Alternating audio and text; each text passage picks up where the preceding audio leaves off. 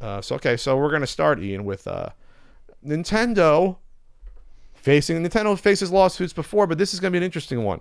So anyone who's had a Switch or knows anyone who's had a Switch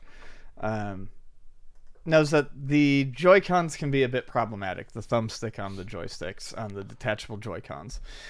They have an issue where they drift. Meaning that the Joy-Con will act like it's holding in a direction that it's not being held in, and if you let go of the controller, your character's just going to keep moving. And it's usually the left one more than the right? That's what I've experienced on mine. It can be the left one, but it seems to just be any of the sticks. It's the analog sticks that are the problem, the design of them. So yeah, I mean, depending on what you play, you're going to put more wear and tear on your left stick. So it might break first, but it's happened with both. It happens with both. So Chimicles, Schwartz, Kreiner, and Donaldson Smith. That's the best name for a law firm. That's a law. Chimicles, Schwartz, Kreiner, and Donaldson Smith. It rolls right off the tongue. Are looking to file a class action lawsuit against Nintendo, and now they're gathering people to join the class action lawsuit.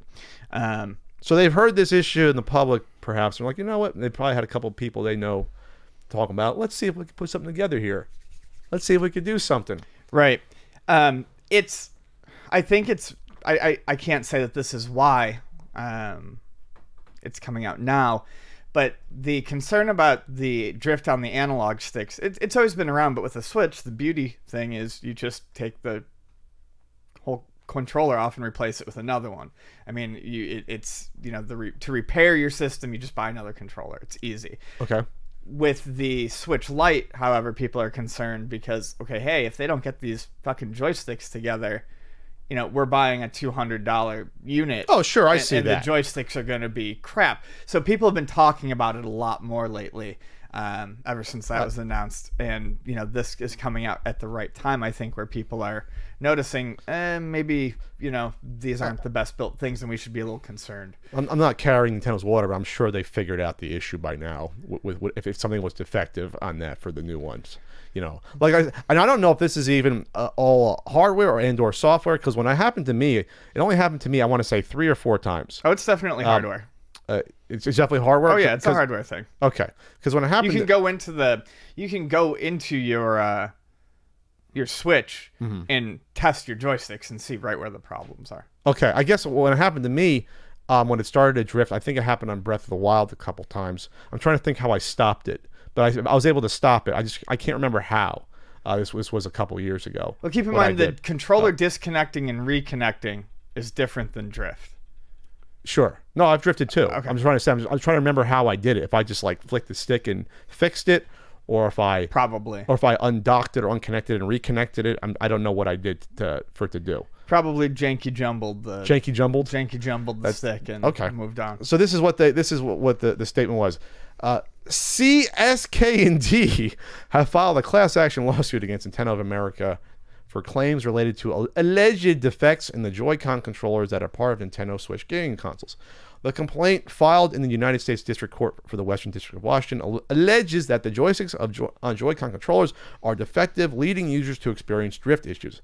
Specifically, the complaint alleges that the joystick on the Joy-Con controllers will automatically register movement when the joystick is not being controlled by the user and interfere with gameplay.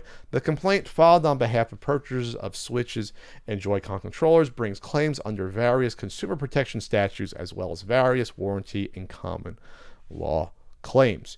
All right, so obviously this is going to go into probably a settlement at some point. I mean, I don't see something like this. First of all, it's going to litigate for potentially years. Stuff like this does not get settled quickly because there's a lot of money at stake. Yeah, sure. Nintendo's thinking, okay, so the worst case scenario is we might be up to replace every single, at least one Joy-Con for every single person who bought a Switch. Worst case scenario. Obviously, that's very worse. That would be hundreds of millions of dollars that's at risk. Or even only the people that, when these things happen, I get things in the mail every now and then. Oh, you're part of this class action lawsuit for an airbag thing that killed a couple of people. So, you get a credit for something. Or even a Gillette razor that was falsely advertised. I've gotten a free Gillette razor in the mail. I'm like, I don't know how they found me, but they found me. I feel like Doc Brown. How did they find me? Anyway, And there's other ones. I don't know if you ever got one in the mail. It's always says, oh, you can opt out, or you're automatically put in this class. Or if you want to sue yourself, you can always opt out of the class action. So this is how this is. If I had to put on my cap, this is how I think this is going to end up.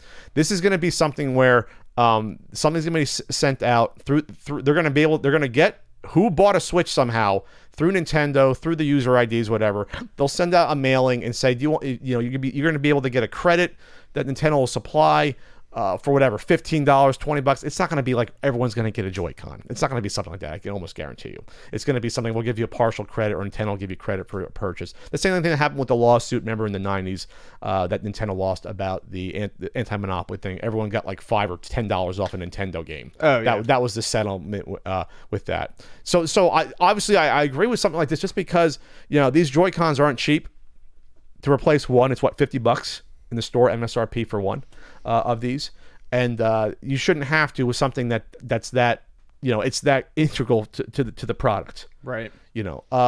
So we'll see. This will be very slow going. Something like this. There's a ton of money at stake, and there's a lot of Nintendo has probably bulldog lawyers on retainer that are gonna fight as much as they can to get this down to something reasonable. They're probably gonna have to, in some sort of discovery, show that Nintendo either knew about this or knew that there was an acceptable level of defect at a certain percentage level. They probably have notes about that. I'm sure Nintendo knew about this when these were coming out, that there was something wrong. But maybe it's a smaller percentage. Maybe it's like 20% or 15%.